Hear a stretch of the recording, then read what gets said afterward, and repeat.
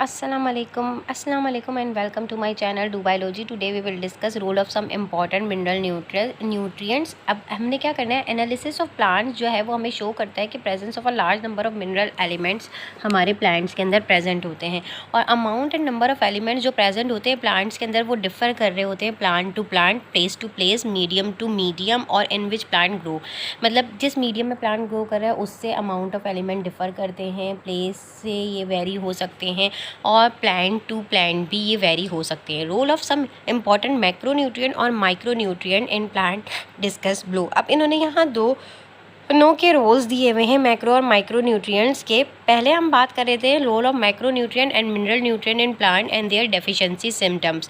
अब macro nutrient में हमारे पास सबसे पहले आ जाता है nitrogen, essential constituent of proteins है, न्यूक्लियोटाइड्स है, न्यूक्लिक एसिड है, क्लोरोफिल है, इन सब में ये प्रेजेंट होता है।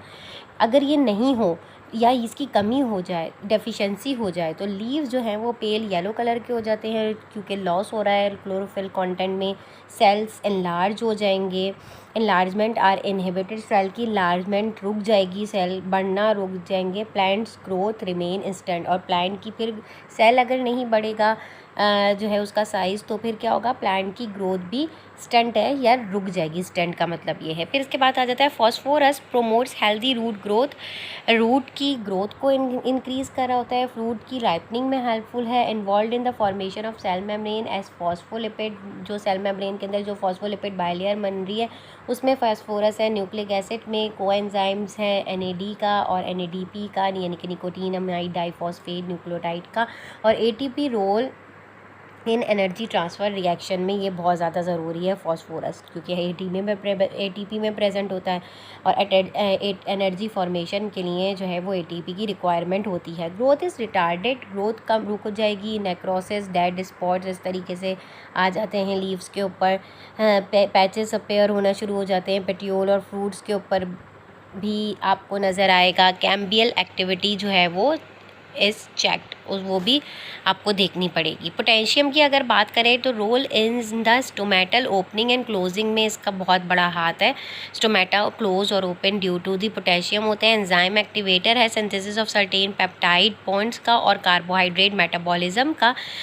लीफ को टर्न करता है इनटू डल और ब्लूइश ग्रीन, और chlorosis growth and stunted and shortening of internodes.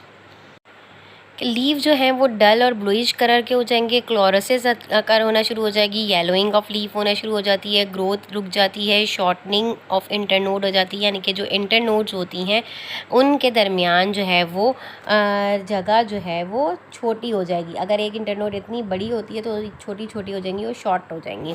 Sulphur की अगर बात करें तो एसेंशियल ग्रोथ है, डेवलपमेंट ऑफ ऑल क्रॉप्स में यूटिलाइज़ होता है, फॉर्मेशन ऑफ अमाइनो एसिड में यूटिलाइज़ होता है, प्रोटीन्स और ऑयल बनाने में helps to develop and active certain enzymes और vitamins में utilize होता है। Plants are small and spindly with short and slender stalks। plants की छोटे हो जाते हैं, उनकी short सिलेंडर स्टॉक्स हो जाती हैं, ग्रोथ कम हो जाती है। नाइट्रोजन फिक्सेशन कम करेंगे तो ग्रोथ भी कम हो जाएगी, जाहिर सी बात है, क्योंकि नाइट्रोजन फिक्सेशन रिड्यूस हो जाती है इनकी डेफिशिएंसी से।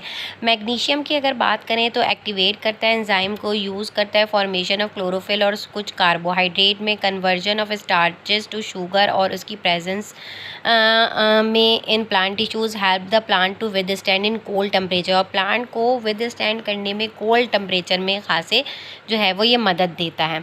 इसके अलावा येलोइंग ऑफ लीव होगी, ऑफिन इंटरवेनल येलोइंग और लीफ आएगी, डेथ ऑफ लीफ टिश्यूज़ हो जाएगा। एरियाज़ ऑफ क्लोरोसिस आपको काफ़ी नज़र आएंगे, क्लोरेटिक एरिया जो है वो ज़्यादातर टर्न होना शुरू हो जाएगा येलो से ब्राउनिश कलर में। So that's it for today. In next class we will discuss the role of micronutrient. Thank you and अल्लाह हाफिज़।